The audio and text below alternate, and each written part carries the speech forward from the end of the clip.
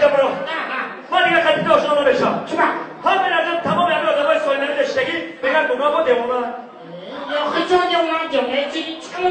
تو دیوانه نستی؟ من بسه سوال اسمات بکرم که دیوانه هست یا کی نه؟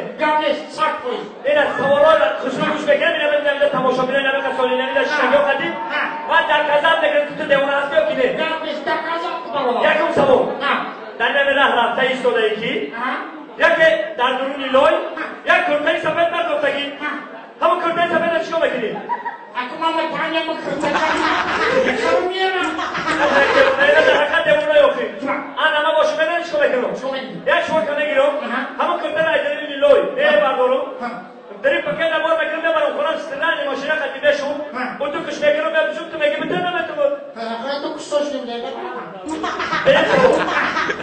نمیتونم در همین راه رفته ایستاده ایکی یک پسر خوشروگه خانمی زیبا در همون راه ایستادگی چیکار میکنن؟ چیکار میکنن؟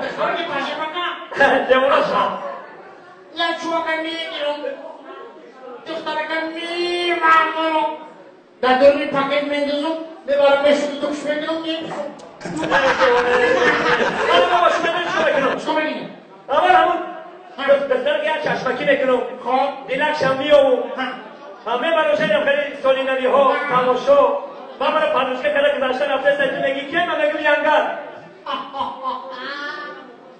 اکو دختر بشوری بیاد قدی نگشته خیلی بیا پند بکافی بیشتر بعد کنه در نمی راه رفته ایستاده ایکی در همون در نام داری میگو که خر منگر همه خرا چیکار میکنی؟ خری بازی بکن بیاد تکم داره بکن ای تکم داره نرم یکم که اصلا رو بگیم دختری خولا دیلکش میام بگیم ببرزن کیلوتر سویلمی سویلمی تماشا بگیریم گرچه باشکت این تا زوبایشکش میخوام از چخشک کلام بیرید که بگوی که یا میانگم